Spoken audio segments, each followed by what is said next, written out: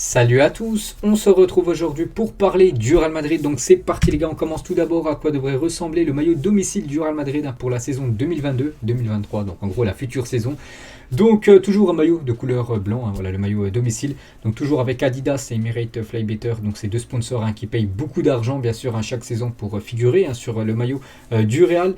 Donc on peut voir que les bandes Adidas, donc cette année elles sont orange-bleu. Donc l'année prochaine les gars ça pourrait être de couleur violet. Voilà c'est les bandes Adidas, donc voilà à quoi devrait ressembler le futur maillot du Real d'après Footy Inline. Donc c'est un site qui dévoile souvent les maillots à l'avance. Donc il y a de grandes chances que ça devrait être ça le futur maillot madrilène. On va parler cette fois-ci niveau résultat parce qu'hier il y avait des matchs du côté de Madrid. On commence tout d'abord avec les jeunes de cette équipe. Félicitations au U19 du Real Madrid qui se qualifie pour les huitièmes de finale de l'UEFA Youth League, donc en gros la Ligue des Champions juniors. Grâce à leur victoire 2-1 contre l'Inter Milan, on peut voir que David Gonzalez et Oscar Aranda, les deux buteurs côté Real Madrid, peut-être ces deux-là on les verra dans le futur, jouer avec l'équipe première. Donc félicitations au Real les gars, une victoire 2-1 contre l'équipe de l'Inter. Et c'est la même chose les gars concernant l'équipe professionnelle, le groupe A, qui joue aussi un match de Ligue des Champions. Donc c'était un peu plus tard dans la soirée hier, le Real Madrid contre l'Inter Milan. Et pour ce dernier match pour cette année 2021 en Coupe d'Europe, c'est carton plein bien sûr pour le Real Madrid les gars, avec une belle victoire 2-0, un but de Toni Kroos, un but de Marco Asensio. Donc Marco Asensio, un magnifique but, les gars, on en parlera tout à l'heure, un magnifique enroulé, je crois que c'était sur son premier ballon touché, très beau but. Donc pour parler rapidement du match, l'Inter, j'ai regardé bien sûr le match, j'ai même fait un débrief sur ma chaîne principale les gars. Donc l'équipe de l'Inter a quand même gêné cette équipe du Real, surtout en première période, ils ont beaucoup tiré, le Real a concédé quand même pas mal de tirs, mais beaucoup de tirs hors cadre, donc c'est pour ça que Thibaut Courtois était plutôt tranquille hier. Et après en deuxième mi-temps, le Real a été meilleur quand même pour moi en deuxième mi-temps surtout. Je crois au bout d'un quart d'heure ou 20 minutes de jeu, donc Barilla a pris un carton rouge. Donc bien sûr ça a facilité la chose côté Real Madrid. Donc voilà, c'est une victoire quand même méritée du Real Madrid, il n'y a rien à dire. Et c'est parfait pour ce Real les gars en Ligue des Champions, parce que c'était quand même un match très important. C'était un match qui allait déterminer la première place. Vous savez que la première place, je le répète, c'est très important pour les huitièmes de finale. Tu reçois au match retour. S'il faut faire une remontada, tu seras devant ton public. Et tu joues contre un deuxième d'un autre groupe. Et quand je vois les équipes en première position et les deuxièmes, c'est mieux de terminer bien sûr premier. Alors que des fois c'est mieux de terminer deuxième, parce que des fois les premiers sont plus abordables. Mais cette saison, les deuxièmes sont abordables. Donc voilà les gars, le Real 15 points, l'Inter Milan 10 points dans ce groupe. Donc 6 victoires, 5 matchs nuls pour le Real, juste une défaite. Cette équipe de shérif qui était venue créer la surprise du côté du Santiago Bernabéu bien sûr, avec une victoire. Donc les records, le record du Real Madrid en Ligue des Champions en phase de groupe sur Carlo Ancelotti, parce que vous savez Carlo Ancelotti, c'est la troisième saison qu'il entraîne le Real, et à chaque fois, donc le Real a souvent qualifié bien sûr en Ligue des Champions, et à chaque fois les gars, c'est quasiment du carton plein en phase de poule, donc en 2013-2014 les gars, que des victoires à part un match nul, 2014-2015, que des victoires en phase de poule, et en cette saison les gars, que des victoires à part une défaite, seulement 5 points perdus par Carlo Ancelotti lors des matchs de poule avec l'équipe du Real. Donc voilà, un sacré bilan bien sûr pour Ancelotti, et une déclaration de sa part avant, je le précise, c'était avant le match hier. Donc il a dit, alors je vais juste faire comme ça. Ça me gêne un peu, bref. Donc il a dit les gars, gagner la Ligue des Champions, c'était en conférence de presse, je vous ai dit avant le match. Je ne pense pas à ça en ce moment, je pense à bien préparer le match contre l'Inter, chose faite vu que le Real s'est imposé. Un adversaire difficile qu'on a hâte d'affronter au Bernabéu. Arriver en finale c'est difficile, mais c'est l'objectif. Donc voilà, il le dit, il ne se cache pas bien sûr Carlo Ancelotti. L'objectif cette saison les gars, c'est la finale minimum du Real. En Ligue des Champions. N'oubliez pas que l'année dernière ils ont échoué en demi, ils ont quand même fini dans le dernier carré. Donc cette saison les gars, l'objectif finale pour la LDC. Et toujours avec Ancelotti, donc cette fois-ci en conférence de presse après le match contre l'Inter hier. Donc l'Inter avait besoin de gagner, nous avons marqué tôt. Ils avaient la possession, mais nous étions bien placés. Nous avons procédé en contre. L'équipe adverse peut avoir le ballon. Tu ne gagnes pas les matchs avec la possession en marquant des buts. Donc comme un petit pic envoyé à cette équipe de l'Inter qui a beaucoup de possession. Mais voilà, le but bien sûr. L'objectif dans un match de foot, c'est de marquer plus que ton adversaire. Hier, c'est le Real Madrid qui a plus marqué que son adversaire. De toute façon, l'adversaire n'a marqué aucun but. Et il parle de Luka Jovic, a fait un très bon match. Benzema, Je pense qu'il sera disponible pour le prochain match contre l'Atlético. On a plusieurs jours devant nous pour voir s'il récupère à temps. Donc il a dit ça à la fin du match hier. Donc voilà, le prochain match, bien sûr, du Real, c'est contre l'Atlético Madrid. Match très important. C'est le derby de Madrid dimanche soir.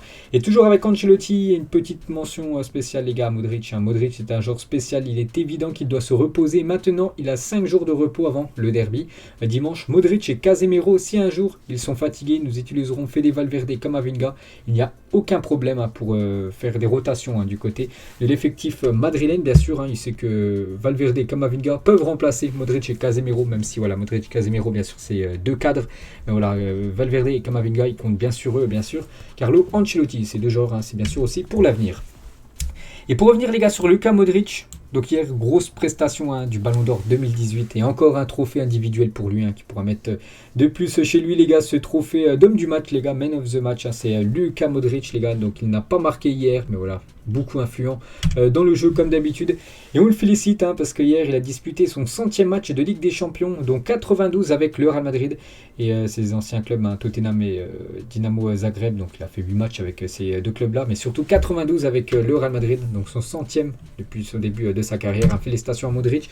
Et du côté du Real, donc il rejoint maintenant 3 joueurs actuellement en activité du côté du Real qui ont dépassé aussi les 100 matchs. Donc Marcelo 101 matchs, Toni Kroos s'est marqué 119 mais c'est bien 120 avec son match hier, et Benzema 135 vu qu'il a été forfait. Donc félicitations à ces 4 là.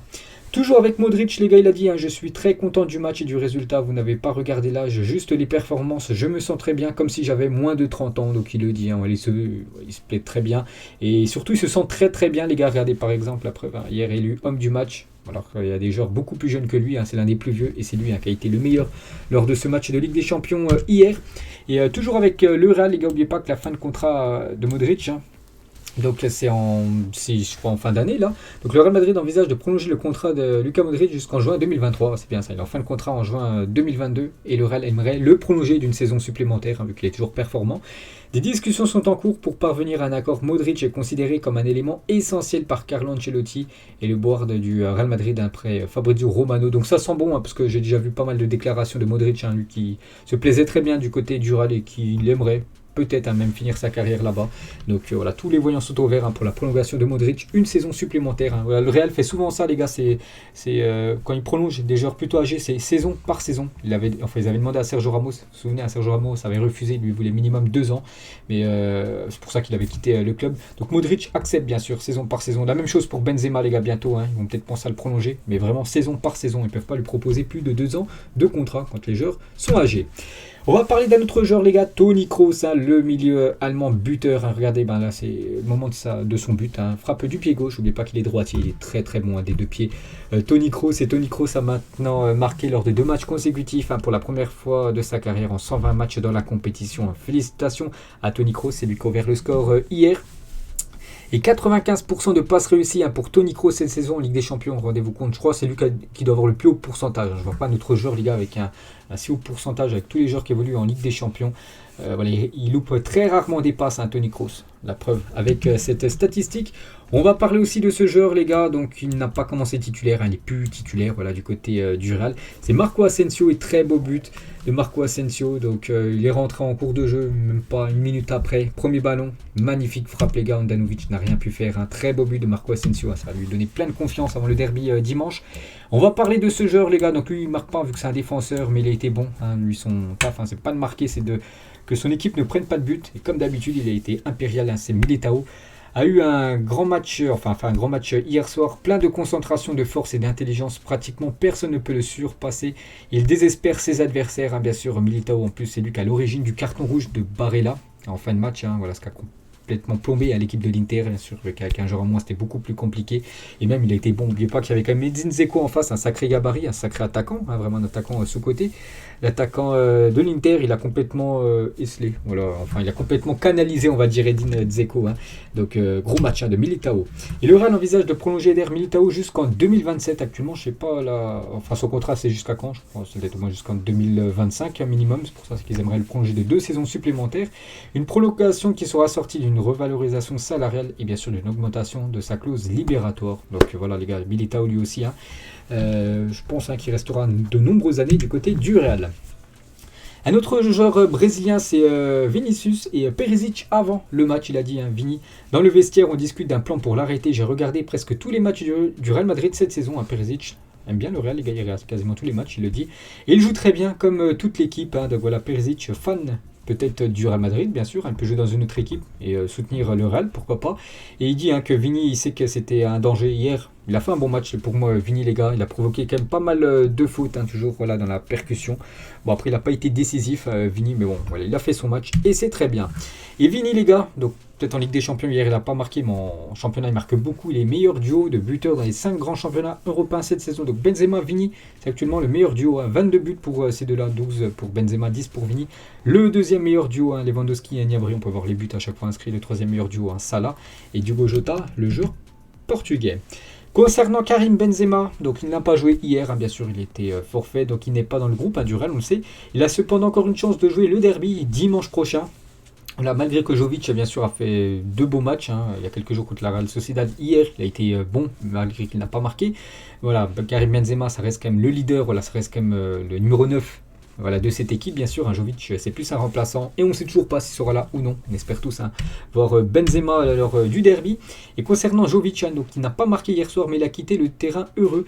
Lucas manquait un peu de précision contre Handanovic, le gardien de l'Inter, mais il a joué un match complet et a presque tout bien fait. Il a été acclamé par le Bernabeu à sa sortie. Donc en gros, il a été applaudi. Donc il est sorti à une dizaine de minutes de la fin.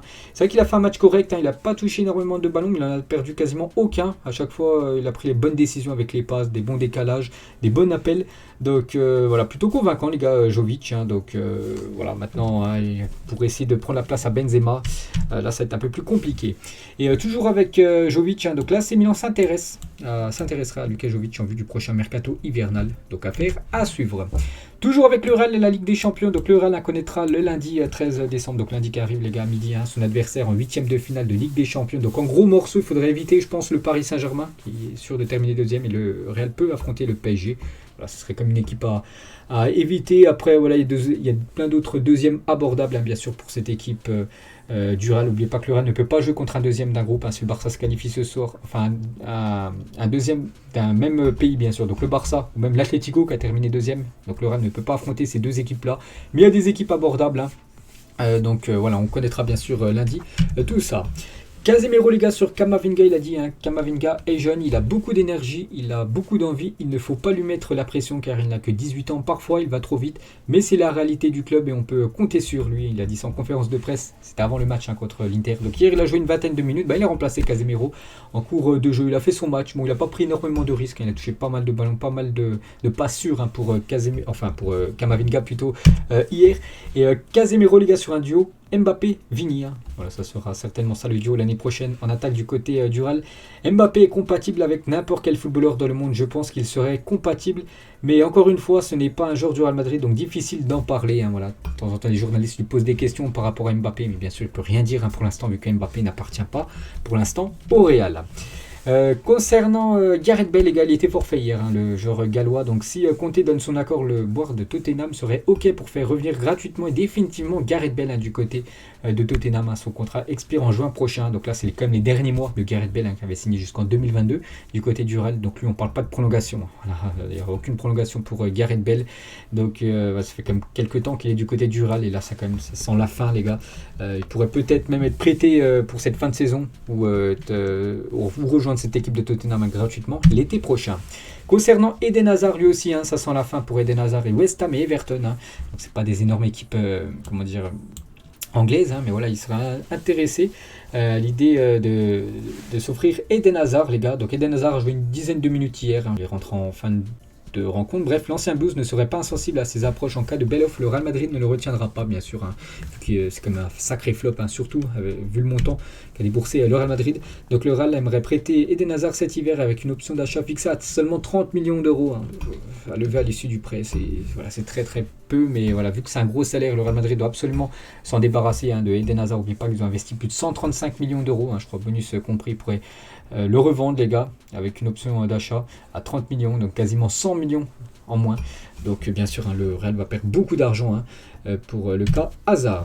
Mesut Özil, les gars, de 2011 à 2013, hein, l'ancien joueur du Real Madrid, les gars, il avait fait beaucoup de matchs, hein, 190 matchs du côté du Real. Mesut Özil, 40 buts et surtout 85 passes décisives, hein, lors de son passage en Espagne, hein. Très grand milieu de terrain, Mesut Özil, hein. On va parler aussi de ce trio. Bien sûr, la Liga était exceptionnelle à cette époque, hein, la MSN et bien sûr la BBC. Ces deux trios ont tous, ont gagné la Ligue des Champions. Donc la BBC plusieurs fois, bien sûr, un Benzema, Cristiano Ronaldo et Gareth Bale.